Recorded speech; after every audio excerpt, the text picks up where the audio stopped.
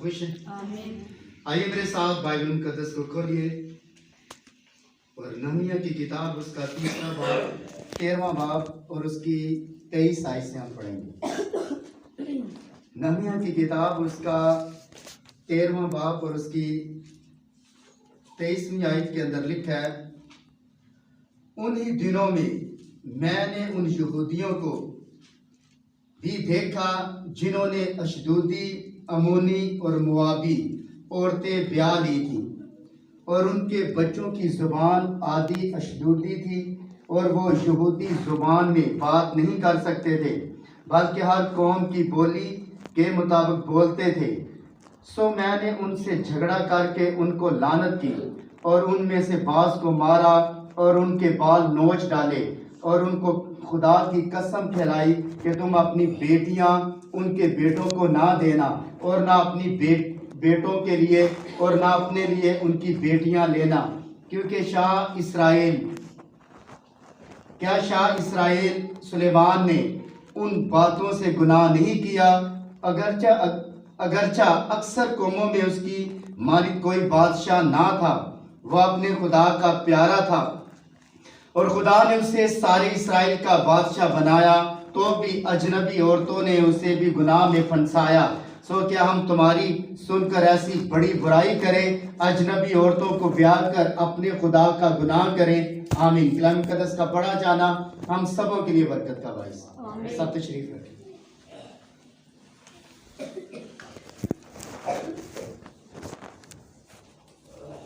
थोड़ी देर के लिए हम इस बात के ऊपर गौर करने जा रहे हैं। आज का जो हमारा अनुमान, आज का जो हमारा टॉपिक है वो है first blood and second blood and third blood.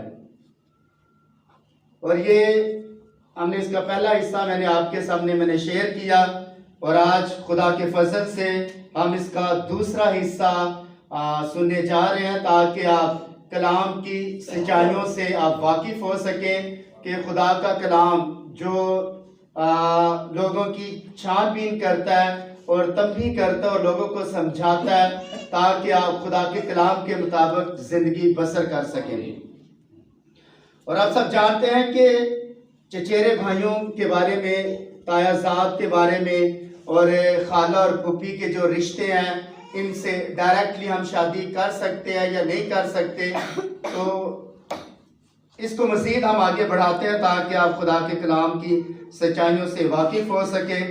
तो हमने यहाँ कुछ सवालात दिए और उनके सवालातों के जवाब खुदा के फजल से जो पहला हमने सेशन किया उसके अंदर काफ़ी हमने सवालातों के जवाब दिए। तो खुदा के फजल से हम दोबारा इसको रिपीट करता हूँ और ताकि आप एक बार हम रिपीट करेंगे और उसके बाद जहाँ से हमने छोड़ा था वहाँ से हम दोबारा इसे शुरू करते हैं। क्या हम तायाजाद या चाचाजाद भाइयों या बहनों से शादी कर सकते हैं? यस या नो? क्या हम अपनी बहन जो बाप की तरफ से या माँ की तरफ से हम उनसे शादियां कर सकते हैं?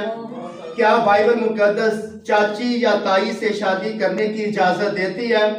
क्या हम अपने भाई की बीवी यानी भावज से शादी कर सकते हैं?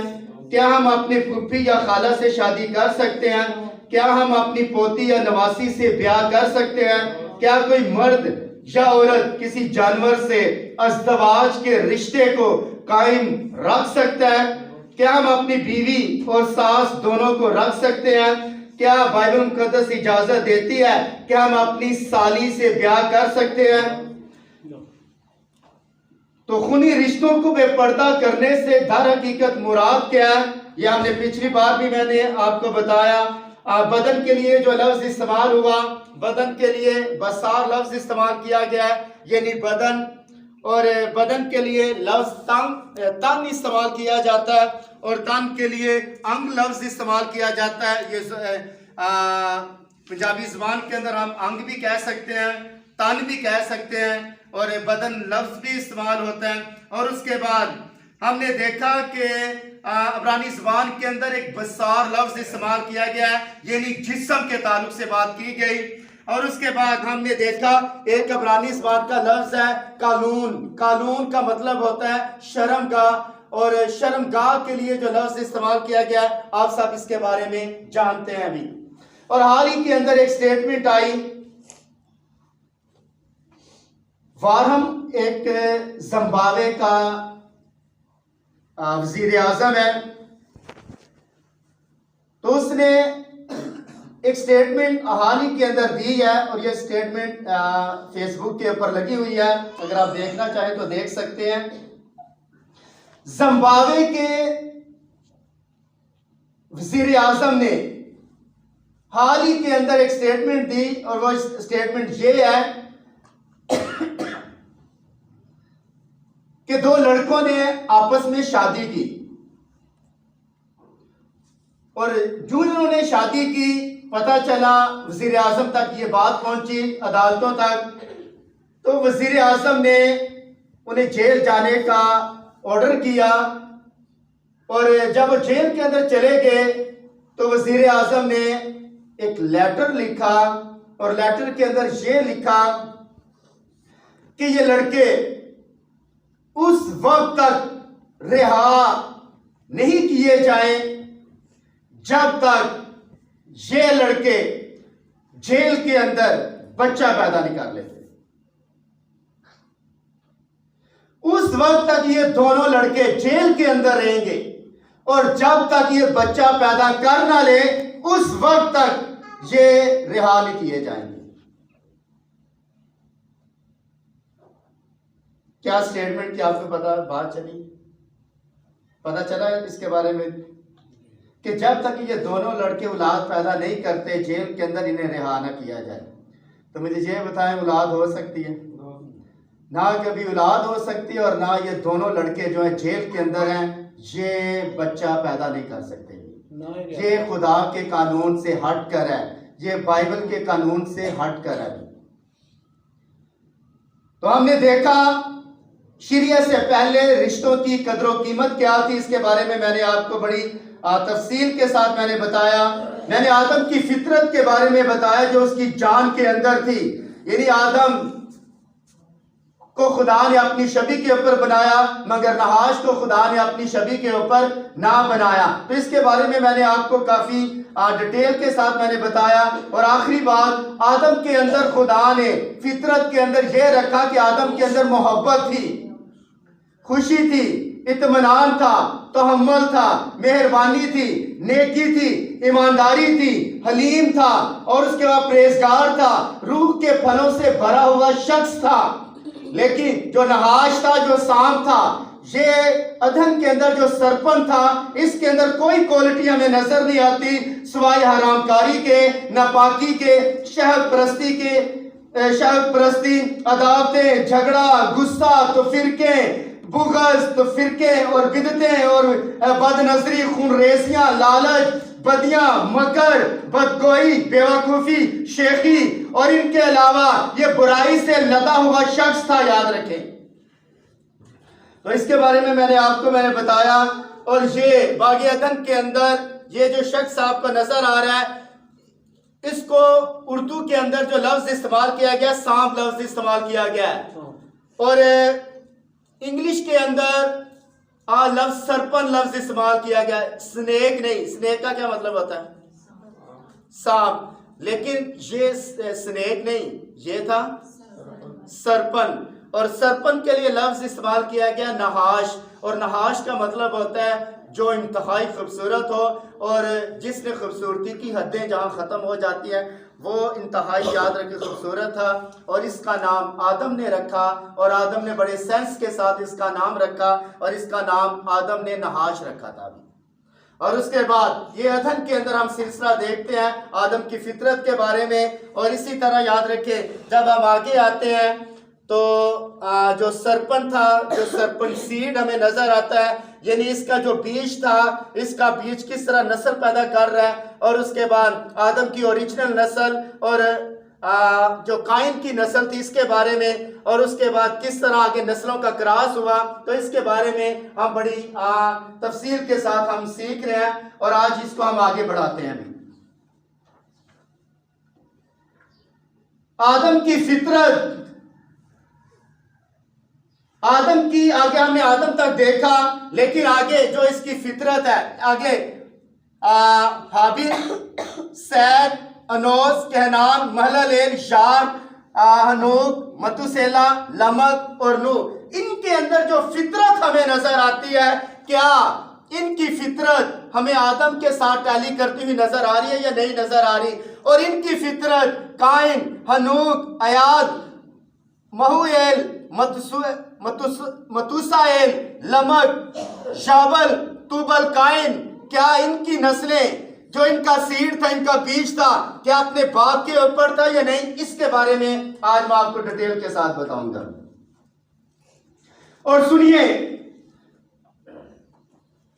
आदम की नस्ल की फितरत खूनी रिश्तों के बावजूद भी, यानी क्लोज रिश्तों के अंदर शादी कर रहे थे, और इनकी शादी के बावजूद इनका जो बीज था, सीड था, ब्लड था, खून था, वो कमजोर ना हुआ भी। यानी क्लोज रिश्तों के अंदर ये लोग शादियां कर रहे थे। यानी ये हाबिल तो कत्ल यहां हुआ, उसके बाद सैद, अनोस, कहनान, महललेल, याद, हनूक, मतुसेला और लमक और नूह, इन लोगों ने, याद रखे, बिल्कुल क्लोज रिश्तों के अंदर शादियां की हैं। बिल्कुल फर्स्ट ब्लड, सेकंड ब्लड के अंदर इन्होंने शादियां की, लेकिन इसके बावजूद इनकी नस्ल के अंदर बीज जो था, सीड जो था, वो कमजोर ना हुआ भी। और इनके क्लोज रिश्तों के शादियां करने के बावजूद इनके अंदर जो फितरत थी वो तब्दील ना हुई भी। और सुने, सेत की नस्ल हमें यहोवा का नाम लेती हुई नजर आती है। नंबर 1, सेत की नस्ल हमें यहोवा का नाम लेती हुई नजर आती है, जबकि काइन की नस्ल यहोवा का नाम लेती हुई नजर नहीं आ रही भी। क्या ये वर्शिप कर रहे थे? क्या ये नस्ल हमें वर्शिप करती हुई नजर आ रही है? इबादत करती हुई नजर आ रही है? यहोवा का नाम लेती हुई नजर आ रही है? यहोवा को मान रहे हैं या यहोवा के आगे झुक रहे हैं या प्रशिश कर रहे हैं? ये नस्ल, याद रखें, हमें किसी भी जगह नजर नहीं आता कि ये यहोवा का नाम लेकर दुआ कर रही होगी। तो सेत की नस्ल हमें यहोवा का नाम लेती हुई नजर आती है, जबकि काइन की नस्ल ऐसा नहीं कर रही थी। हाबिल के पास ये मुकाशफा था कि खुदा के सामने कुर्बानी किस तरह पेश की जाती है। पता है, इस बंदे के पास ये जो कत्ल हुआ है, बाइबल मुकद्दस के बाद अगर किसी का खून ताकतवर है तो ये हाबिल का था। और अब्रानियों के अंदर पौलुस रसूल ने इस बात का भेद खोला कि यीशु मसीह का खून हाबिल के खून से बेहतर बातें करता है। हाबिल का जो खून था ये बड़ा अहम था, क्योंकि ये ओरिजिनल सीड था। ये अपने बाप, याद रखें, हाबिल जो था ये अपने बाप की फितरत को लेकर चाह रहा था। और जब दोनों भाइयों ने कुर्बानी खुदा के सामने पेश की, तो सेंस किसके अंदर था? क्या सेंस था? हाँ, अब मैं आज आप इबादत के अंदर आते हैं, लेकिन आपके अंदर इतना सेंस नहीं होता कि वो कुर्बानी कौन सी पेश करता है या कबूल करता है। आपने पेश कौन सी करनी है और वो कबूल किस तरह करता है, आपके अंदर सेंस नहीं है।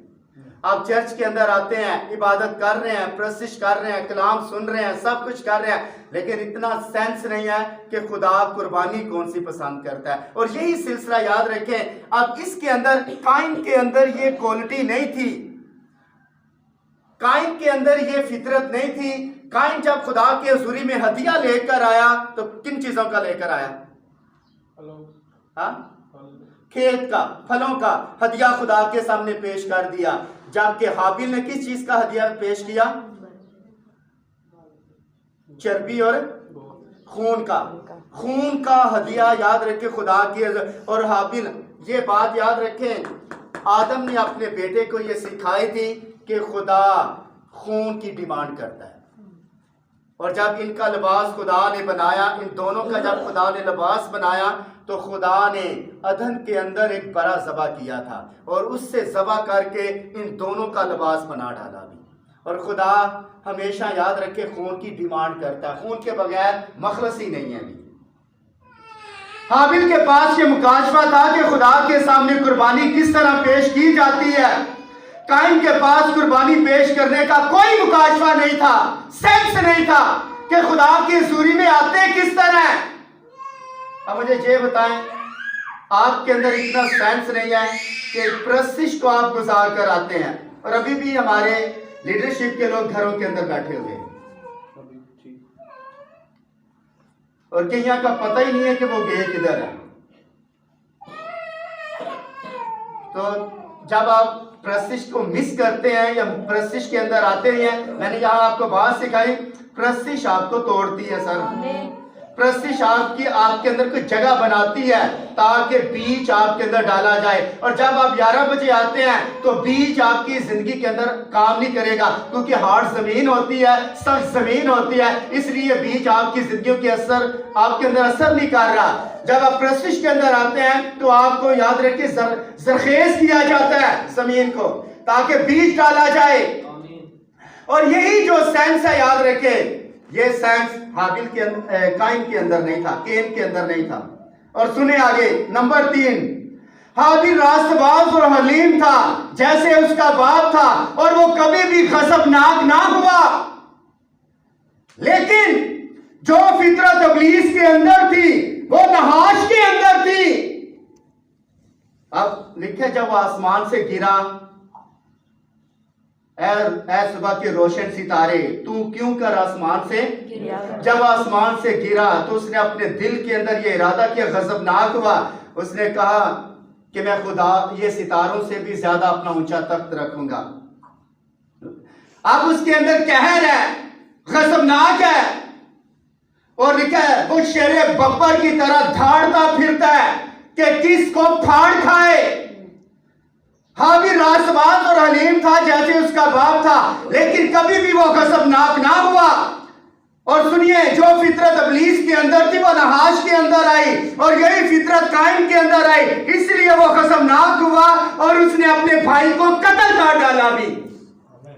लेकिन हाबिल ने कभी भी, आपने याद रखे, हाबिल जब तक जिंदा था, मेरे ख्याल में जब हाबिल मार खाता होगा तो उसने अपने भाई के ऊपर हाथ नहीं उठाया। ये दोनों ही याद रखें, दोनों ही आदम के बेटे हैं और ये जुड़वा थे, ये दोनों ही।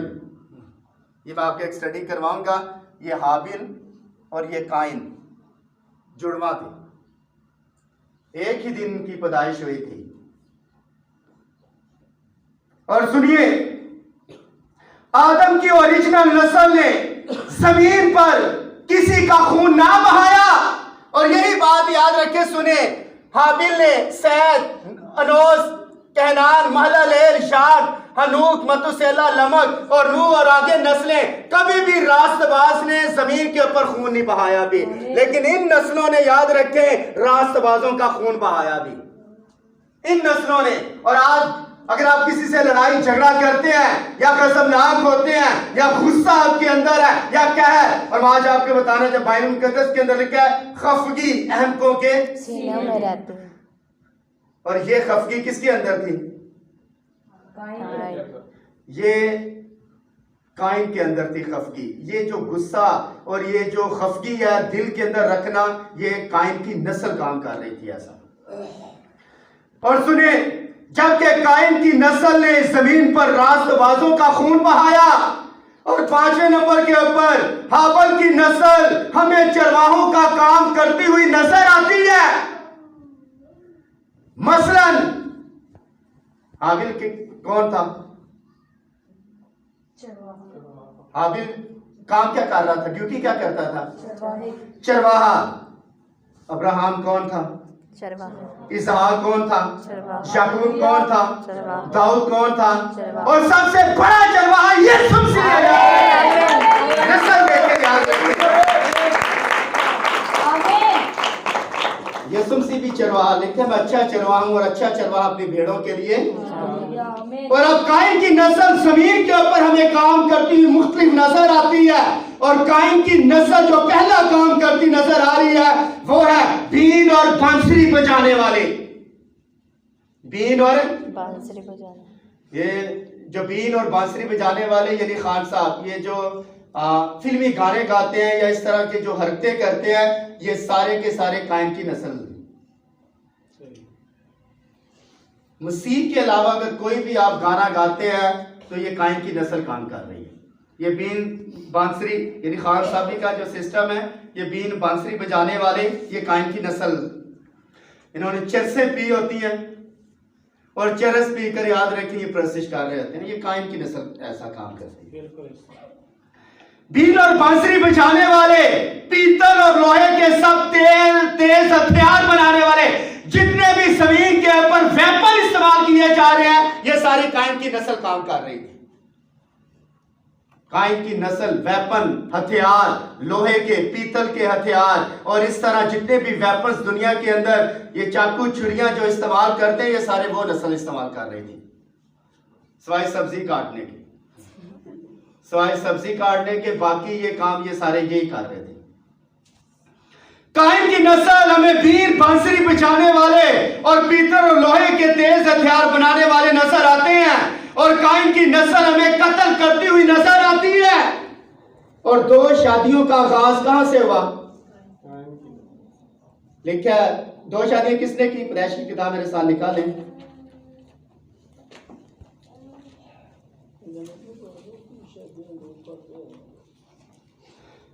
जमीन के ऊपर 2 शादियों का आगाज जो हुआ, सुनिए। पैदाइश की किताब उसका 4वां बाब और उसकी 98वीं आयत। और हनूक से आयात पैदा हुआ, और आयात से महुआएल पैदा हुआ, और महुआएल से मतूसाएल पैदा हुआ, और मतूसाएल से लमक पैदा हुआ। लमक 2 बीवियां ब्याह लाया। कितनी? 2। एक का नाम अधा, दूसरी का नाम जिला, यानी अधा और जिला। और जिला का मतलब होता है साया। तो दूसरी बीवी जो होती है वैसे साया ही होती है। चाचा क्या ख्याल है? तो दूसरी बीवी बड़ी खतरनाक होती है। तो पहली बीवी ठीक है, लेकिन दूसरी बीवी, ये 2 बीवियों का जो सिलसिला है, और हमारे मसीही जो लोग हैं, याद रखें, एक को छोड़ दें दूसरी के साथ ब्याह कर लेते हैं। ये भी याद रखें, ये कायन की नस्ल काम कर रही है। मानते यसुम मसीह को है, लेकिन काम कौन सा हो रहा है? एक के साथ बनी नहीं है। और मैं आपको, अगर आप इस हिस्से के आपका बच्चा या बच्ची इससे पैदा नहीं हो रहे और आप छोड़ रहे हैं, आप कायन की नस्ल से हैं। कायन की नस्ल ऐसी हरकतें कर रही थी। उसके बाद 2 शादियों का आगाज बीनी से हुआ, और इसकी नस्ल कारोबार जहन की मालिक थी, यानी ये व्यापारियों का काम करना इन्होंने शुरू कर दिया। ये जो व्यापारी होते हैं, यानी कारोबार करने वाले बिजनेसमैन, ये बिजनेसमैन भी याद रखिए नहीं की नस्ल से आए, लेकिन खुदा के लोगों ने कभी बिजनेस नहीं किया। शागिर्दों ने कभी बिजनेस किया? उन्होंने तो अपने जाल छोड़कर यीशु के पीछे आ गए। ये बिजनेस करना याद रखें, लेकिन कोई बुरा काम नहीं है बिजनेस करना, लेकिन अगर आप रियलिटी और सच्चाई के साथ करें तो कोई नहीं है। अमीर होना बुरी बात नहीं है, अमीर होना लेकिन गलत तरीके के साथ अमीर होना ये गलत बात है। उसके बाद शिकारी सूरमा भी इन्हीं की नस्ल से आए, यानी नमरूद इन्हीं की नस्ल से आया, और इन्होंने बड़ी बड़ी इमारतें बनाई। ये बड़े बड़े जो टावर है, याद रखें, इन्हीं की नस्ल ये काम कर रही थी। यानी जो बाबल का बुर्ज था, ये किसने बनाया? ये कायन की नस्ल ने बनाया था, बाबल का बुर्ज। और आज जितने बड़े बड़े टावर्स आपको नजर आ रहे हैं, ये सारे कायन की नस्ल काम कर रही थी। और सुनिए, आदम की नस्ल महफूज इलाकों और सेफ इलाकों में माहौल की फितरत के मुताबिक रहती थी, जबकि कायन की नस्ल वीरान और सुनसान जगहों पर रहना पसंद करती थी। अब मैं आपको बता, आपके बार आपका दिल नहीं करता फेलोशिप, आप वीरान, घरों से आपका निकलने को दिल नहीं करता, फेलोशिप करने का आपका दिल नहीं करता, किसी के साथ मेल मिलाप, आप अलग रहना चाहते हैं। पता है इंसान अलग कब होता है? या फेलोशिप से आप थोड़ा किनारा कशी करना शुरू कर देते हैं। पता है इसका रीजन क्या है? आदम दरख्तों के पीछे कब छुपा था? जब आप ठीक ना चल रहे हो खुदा के साथ, रियलिटी के साथ ना, आप दरख्तों के पीछे छुपना शुरू कर देंगे। आप किसी से रफाकत नहीं रखेंगे। इसका रीजन सर ये है कि आदम उस वक्त तक खुदा के सामने दलेर रहा जब तक उसकी जात के अंदर गुनाह ना आया। और याद रखिए, जब आप चर्च आते हैं या आप फेलोशिप के अंदर आते हैं या फेलोशिप या चर्च के अंदर आप बहन भाइयों के साथ मिलते जुलते हैं और आप ठीक लहजे के साथ आप मिलते हैं, यकीन जाने आपको बरकत मिलती है। लेकिन आप खुद याद रखिए, किनारा कशी करने की कोशिश करते हैं, इसका मतलब है आपकी जात के अंदर गुनाह है या आपके दिल के अंदर भी बात चल रही है जिसकी वजह से आप इब्लीस ने आपके दिल के अंदर रखना पैदा कर दिया। और सुने, जबकि काइन की नस्ल वीरान और सुनसान जगहों पर रहना पसंद करती थी, यानी नूद के इलाके में जा बसी। और नूद का जो इलाका है वो अपनी बीवी को नूद के इलाके के अंदर ले गया और वहां हामला ही, और उसने अपने बेटे का नाम हनूक रखा और उसी से एक शहर बसाया भी। तो नूद का जो इलाका है, नूद का इब्रानी ज़बान के अंदर जो लफ्ज मतलब बनता है, इसका मतलब होता है वीरान, नूद।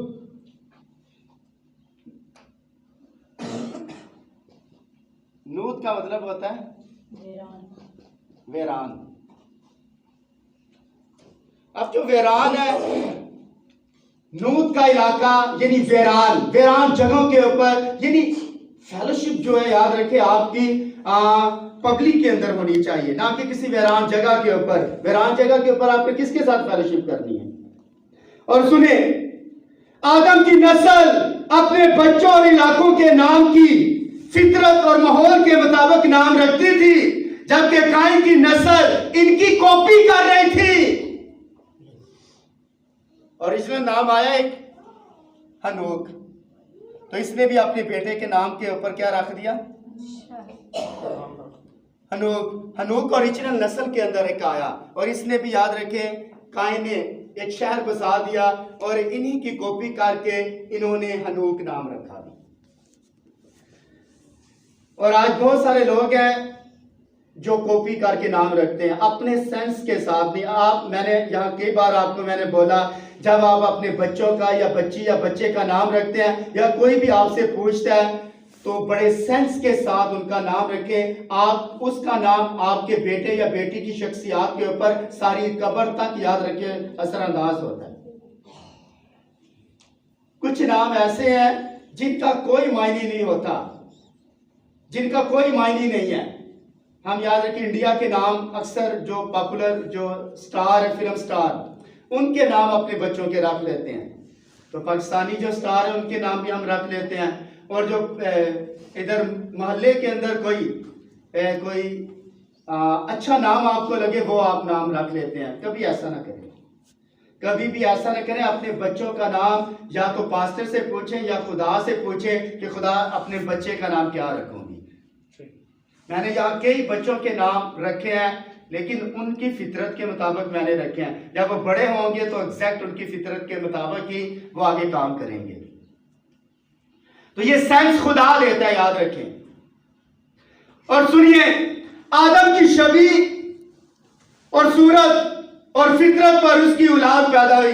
यानी जब ये बंदा पैदा हुआ, ये दूसरे नंबर के ऊपर सैद पैदा हुआ, तो ये किसकी कॉपी था?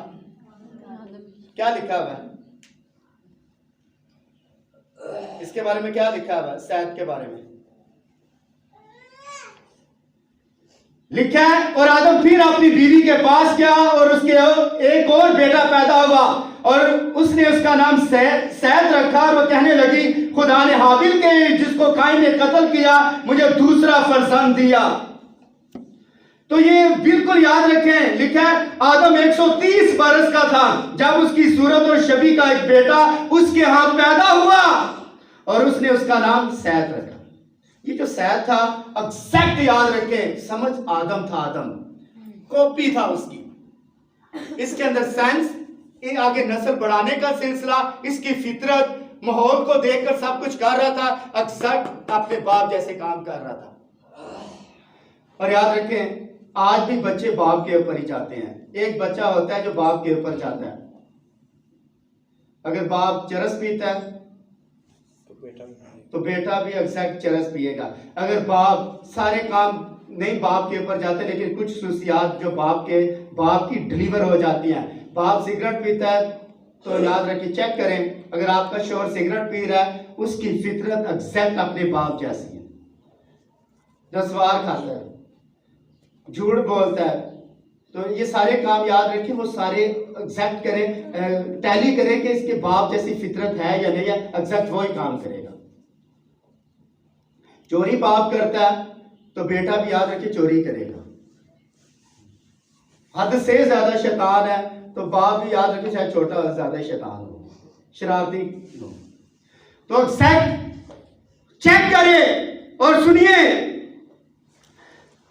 इसी तरह काइन की सूरत और शबी और फितरत पर उसकी औलाद पैदा हुई। ये जो तूबल काइन है, ये बंदा गौर कीजिए, ये बंदा एग्जैक्ट याद रखें इसके ऊपर पैदा हुआ। काइन, तूबल काइन इसका नाम था, तूबल काइन। और तूबल काइन हिस्ट्री बताती है, तारीख बताती है, ये बहु याद रखे अपने बाप के ऊपर था, तूबल काइन।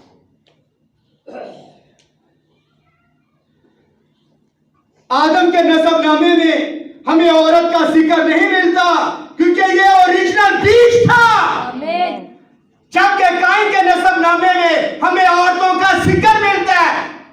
इसके अंदर कौन सा, इस नसबनामे के अंदर कौन सा औरत का जिक्र आया? दो औरतों का जिक्र आया, एक अधा, दूसरा जिला। अधा और जिला औरतों का जिक्र आया। और सुनिए, काइन के नसबनामे में हमें औरतों का जिक्र मिलता है क्योंकि ये कमजोर बीज था। और इन्हीं से याद रखे दो शादियों का जिक्र हमें मिल रहा है। और जिस्मानी तौर पर याद रखिए ये नस्ल इंतहाई चलाक थी, चलाक। और चलाक कौन था?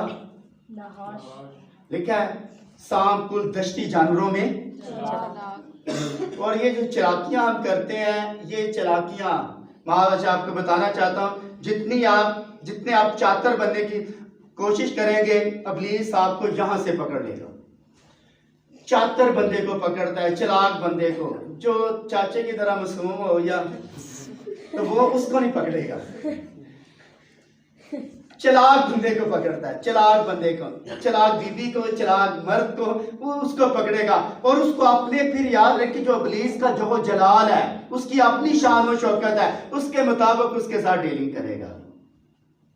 क्या मेरी बात समझाइए? चातर बंदे को पकड़ता है।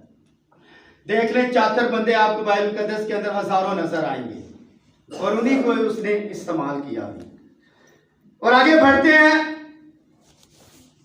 आदम के खालिस नस्ल का बीज खूनी रिश्तों में शादियों के बावजूद इनकी उम्रें लंबी की गई हैं, लंबी हुई भी।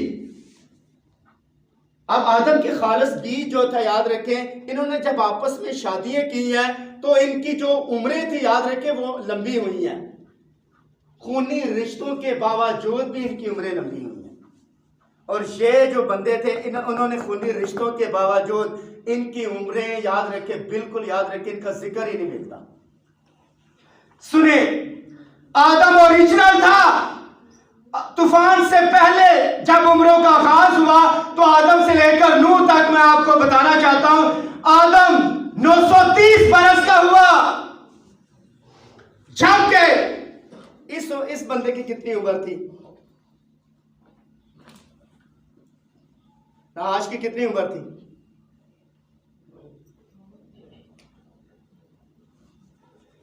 दाऊद ने इस बात का मुकाशफा खोला।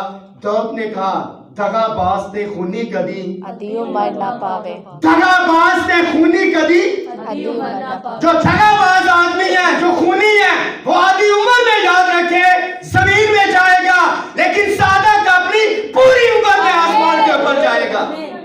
जो सादक होता है अपनी पूरी उम्र में जमीन के अंदर जाता है, उसके बाद फिर वो आसमान के ऊपर जाए। बदन यहाँ पड़ा है लेकिन खुद याद रखे छठे डायमेंशन के अंदर चला जाता है। आदम 930 बरस का हुआ। नहाश, नील, सैद 912 बरस का। और काइन, इसकी उम्र कितनी हुई? काइन की उम्र कितनी थी? काइन की उम्र के बारे में कोई बता सकते कितनी इसकी उम्र हुई? काइन, नील, कोई उम्र और काइन का आपको बताना चाहता हूं, जिस तरह इसका स्ट्रक्चर तोड़ दिया गया। स्ट्रक्चर क्या तोड़ा? ये पहले याद रखें, इसी तरह एक इंसान था, चिंपैंजी और इंसान के मिडल के अंदर था ये। अब मैं आपको बताना चाहता हूं कि ये आदम से नीचे और जो नहाश था, साम था, उससे ऊपर था ये बंदा। और ये इसके बाप का स्ट्रक्चर टूटा या नहीं? इसका स्ट्रक्चर टूटा, लेकिन याद रखे काइन का भी खुदा ने स्ट्रक्चर तोड़कर इसकी हाइट ज्यादा कर। काइन याद रखे जेंटाइल्स था, जबार टाइप जो लोग होते हैं, यानी 9-9, 10-10 फुट के जो है वो जो आदमी है वो इन्हीं की नस्ल से है। जात का बशिंदा जूलियत इन्हीं की नस्ल से था। ये जो बड़े बड़े खातावर जो लोग होते हैं, याद रखिए इन्हीं की नस्ल से आए। सेट 912, काइन की कोई उम्र नहीं है। अनूस 905 बरस, लेकिन हनूक की कितनी उम्र हुई? इसकी कितनी उम्र हुई? लिखा ही नहीं है। लिखा क्यों नहीं गया? अनूस 905 बरस, लेकिन हनूक की कोई उम्र नहीं है। कनान की 910 बरस, लेकिन अयाद की कितनी उम्र हुई?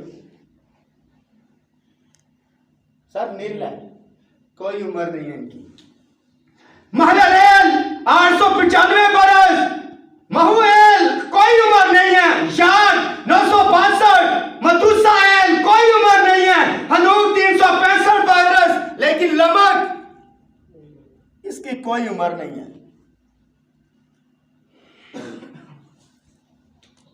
उसके बाद मतुसेला 969 बरस, लेकिन अदा कोई उम्र नहीं है। लमक, अगर याद है कि काइन की नस्ल से जो औरतें हैं इनकी उम्रों का भी जिक्र नहीं है, लेकिन जो ओरिजिनल नस्ल आ रही थी, सायरा की उम्र लिखी? सायरा की उम्र लिखी गई। सायरा की उम्र लिखी गई है। क्यों लिखी गई? साथी ओरिजिनल था वो बिल्कुल याद रखें, ओरिजिनल सीड से था।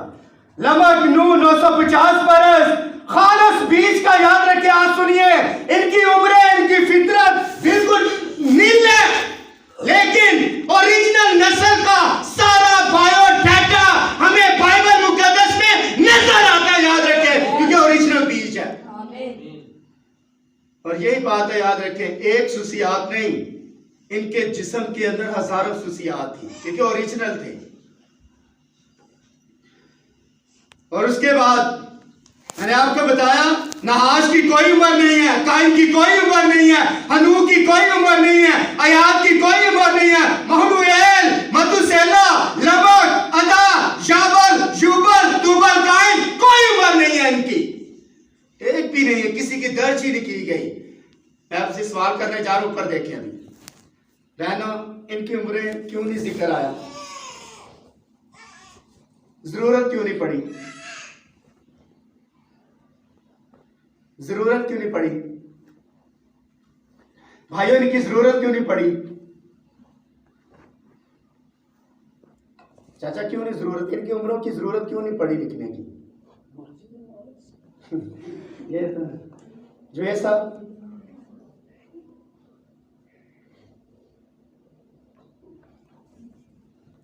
आपका बायोडाटा किस किताब के अंदर है? आपका बायोडाटा किस किताब के अंदर है? आपकी फितरत, आपकी उम्र, आपके एक्ट, आपके अमाल किसके अंदर लिखे जा रहे हैं? और किताब का नाम क्या है? किताब का नाम क्या है बेटा? क्या नाम है किताब का? नाम क्या है? नहीं, किताबें याद नहीं, एक और किताब है। शाबाश, कौन सी किताब?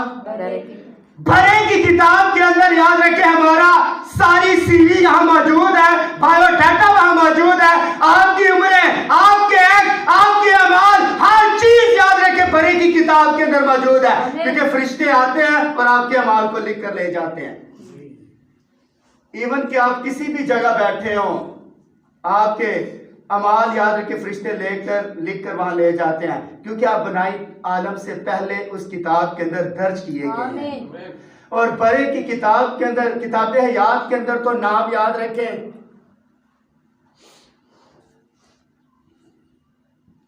चाचा लिख देता हूं, ठीक है। तो चाचा याद रखे, चाचे का नाम अगर किताब हयात के अंदर है तो लिखा गया है तो ये मिट भी सकता है, लेकिन बड़े की किताब के अंदर नाम मिटाना याद रखे यह नामुमकिन है, मिट नहीं सकता। क्योंकि याद रखे वो स्याही के साथ नहीं, वो किसी कलम के साथ नहीं, बल्कि यीशु मसीह के खून से लिखे गए हैं। याद रखे यीशु मसीह के खून से लिखे गए हैं, और खून याद रखे यीशु मसीह का कभी मिट नहीं सकता। इसलिए सर दुल्हन के नाम बड़े की किताब के आमीन। क्या समझे? और तूफान के बाद जब हम यहां पहुंचते हैं, जब नूह का तूफान आया और इसके बाद नस्लों का क्रॉस हुआ, सिम, हाम और शाफ इनकी नस्ल आई, तो उसके बाद तूफान के बाद हम अगर चेक करें तो इनका बायोडाटा फिर भी याद रखें हमें नजर आ रहा है। तूफान के बाद भी नस्लों का क्रॉस भी हुआ है, लेकिन फिर भी इनका बायोडाटा हमें नजर आता है। तूफान के बाद आदम की नस्लों की उम्रें, सिम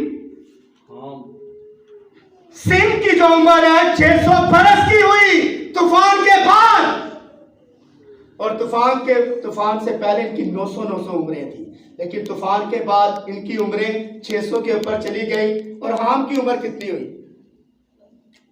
इस बंदे की उम्र कितनी हुई? इस बंदे की उम्र 600 बरस हुई है, लेकिन इसकी हाम की कितनी हुई? हाम की उम्र कितनी थी? सिम 600 बरस, हाम नील अरफसद 438 बरस, और कूश हाम की नस्ल से एक आदमी आया, इसकी नस्ल से एक आदमी आया कूश। और कूश जो था याद रखें, कूश ये वो लोग थे जो स्याह फाम थे, काले, जो वेस्ट इंडीज के लोग होते हैं और इस तरह के जो जंगलात के अंदर रहते हैं स्याह फाम लोग, इन्हीं की नस्ल से आए।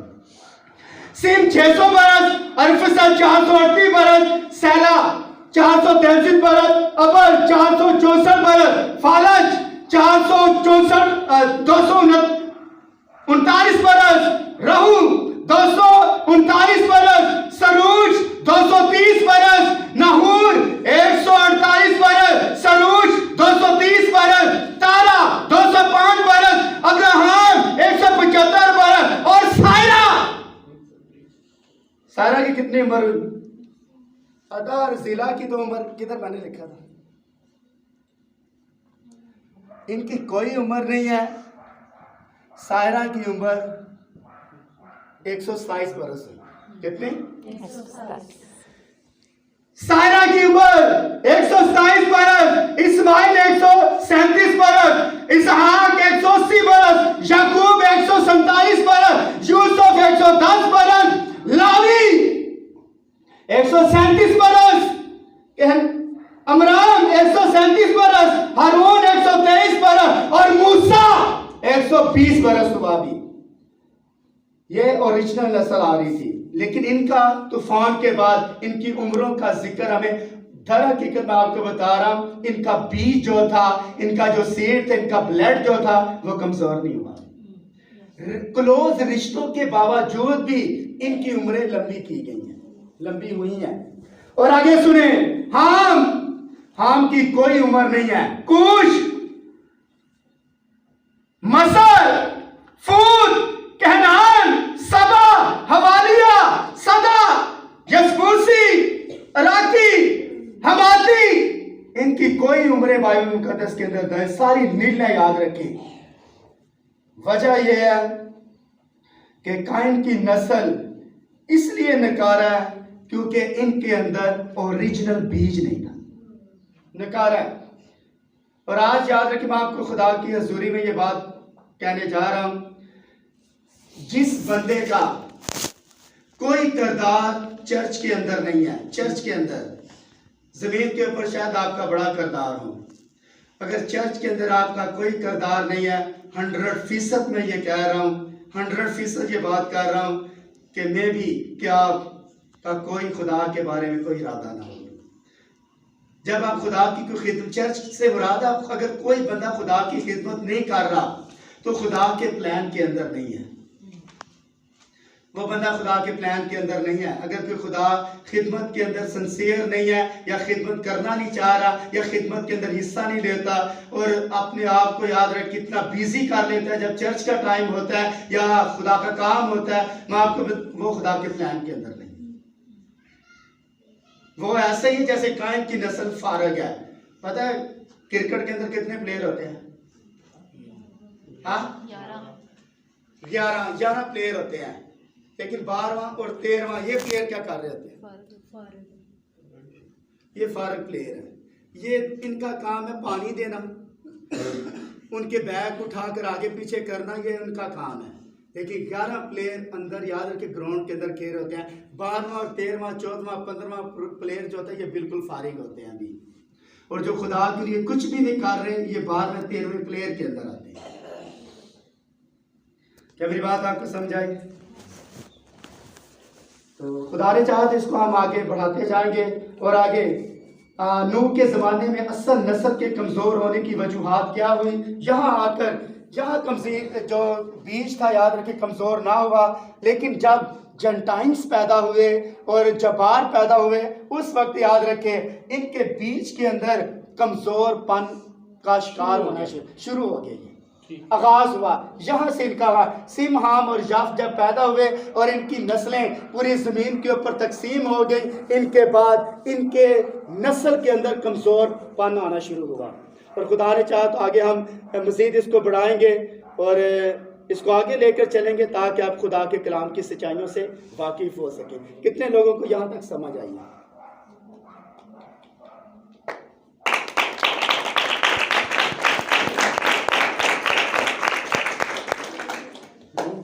कितने लोगों को समझ नहीं आई? वो अपने पांव पर खड़ा हो सकता है।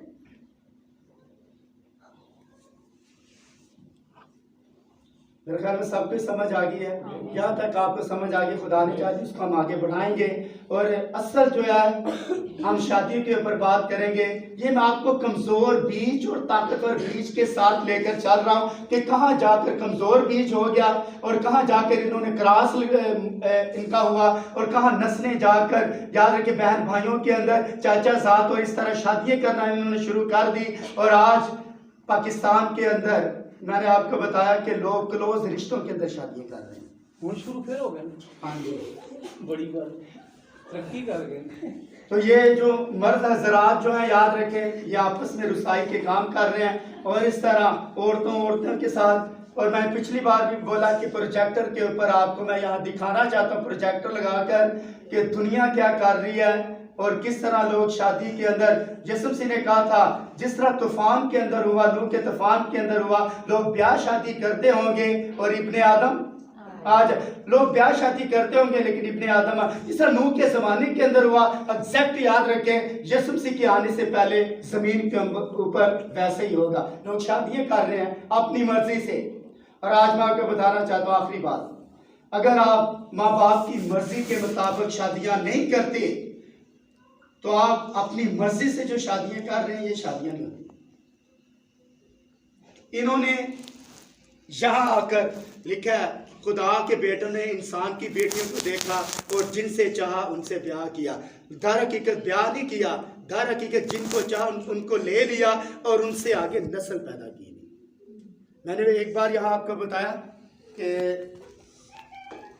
एक ख़ानदान था और उसके 4-5 बच्चे थे। तो बहन मुझसे कहने लगी कि भाई जी आप ना हमारा निकाह कर सकते हैं क्या? हमने निकाह नहीं किया, कराची से आए हैं, तो हमारे 3-4 बच्चे हैं, तो अभी तक हमने निकाह नहीं किया। तो पेपर नहीं चाहिए था हमें, निकाह का पेपर नहीं चाहिए था, बल्कि निकाह नहीं हुआ, निकाह के बगैर 4-5 बच्चे कर दिए। तो ये हरामकारी है। तो मैं उससे कहने लगा कि ऐसा नामुमकिन है कि अब याद रखें, ये बच्चे याद रखें जो दुनिया के अंदर आ गए हैं, ये किसी खाते के अंदर नहीं। किस मजहब च या किस दुनिया च? ये इसी ही मजहब के अंदर और इसी दुनिया के अंदर नहीं तो ना कर करो मुस्लिम मजहब। हमारे लोग इस तरह के कर रहे हैं काम। गैर अक़वाम की बात नहीं हम कर रहे, हम अपने मज़हब की बात कर रहे हैं कि हमारे मज़हब, याद रखें इतने लोग खुदा से दूर हैं। ये आप याद रखें, मैं यकीन जाने ऊपर देखें, यकीन जाने आप लोग खुश नसीब हैं जो खुदा की सच्चाइयों से वाकिफ हैं। बाकी याद रखें लोग जहालत के अंदर है। बाहर जाकर देखे आपको घुमा कर ना रखा तो फिर हमारा नाम और रख देना। सर जी हुण गए ਅਸੀਂ ਬਾਹਰ ਜਦੋਂ ਦੇ ਆਏ ਐਸ ਸ਼ਹਿਰ ਚ ਹੁਣ ਗਏ तो ਹੁਣ ਸਾਨੂੰ पता ਉਹ दुनिया बड़ी आगे चली गई 4 से। हाँ जी, तो खादम तो हजरात याद रखें लोगों को वो दे रहे हैं खुराक जो याद रखें गिद्ध की खुराक दे रहे हैं, काबों की खुराक नहीं दे रहे, मरी हुई खुराक दे रहे हैं जिससे लोग याद रखें कोई तमीज़ नहीं, कोई फ़र्क नहीं आ रहा। इसलिए मुबारक है आप कि आपके कान सुन रहे हैं और मुबारक है आपकी आंखें जो आप देख रहे हैं। आप दे और अपने जलाल के लिए